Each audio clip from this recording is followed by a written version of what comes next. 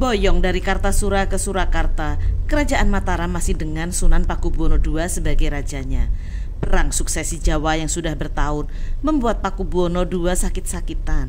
Subscribe kanal ini lebih dulu, like, komen, dan share, serta dentingkan lonceng agar kanal ini bisa terus mengunjungi dengan informasi menarik lainnya. Kesehatan yang menurun membuat Pakubuwono II menunjuk putra mahkota yang masih berusia 17 tahun untuk menggantikannya. Maka 15 Desember 1749, Raden Mas Suryadi dilantik Baron van Hohendorf mewakili VOC Belanda menduduki tahta Kerajaan Mataram di Surakarta. Dengan demikian, Pakubuwono III menjadi raja keturunan Mataram pertama yang dilantik Belanda untuk menduduki tahta. 5 hari setelah penobatan, Pakubuwono II mangkat.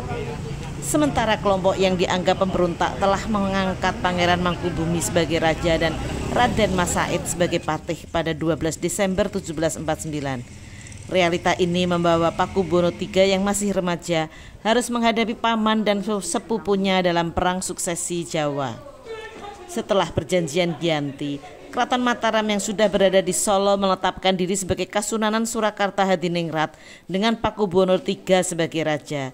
Sedang bagian barat Mataram menjadi milik Pangeran Mangkubumi dengan menetapkan sebagai Kesultanan Ngayogyakarta Hadiningrat. Sementara Raden Mas Said masih terus memberontak. Di tengah persoalan negara, Raja Muda juga galau karena permaisuri Ratu Ayu Kencana yang lebih dikenal sebagai Ratu Beruk belum juga memberi keturunan. Raja pun kemudian hendak mengambil istri lagi dan Ratu Beruk kemudian dikebunkan.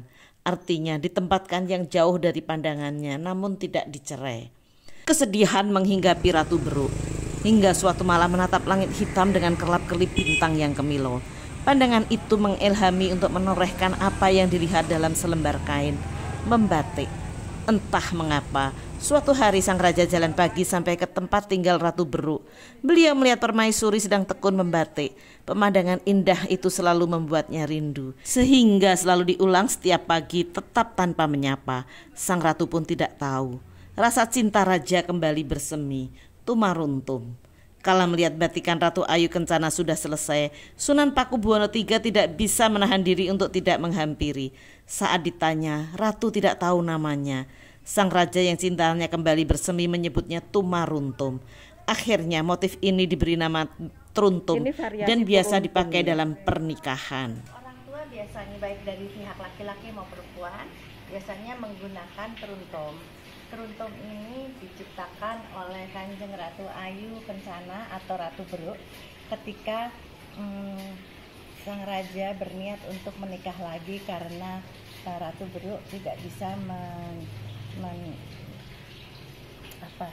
mempunyai keturunan. Pasca kemerdekaan 17 Agustus 1945, Pakubuwono XII yang bertahta juga mengeluarkan maklumat yang menyatakan bergabung dengan Republik Indonesia, sebagaimana Kesultanan Ngayogyakarta Hadiningrat dan Puro Pakualaman. Maklumat 1 September 1945 ditandatangani Pakubuwono XII.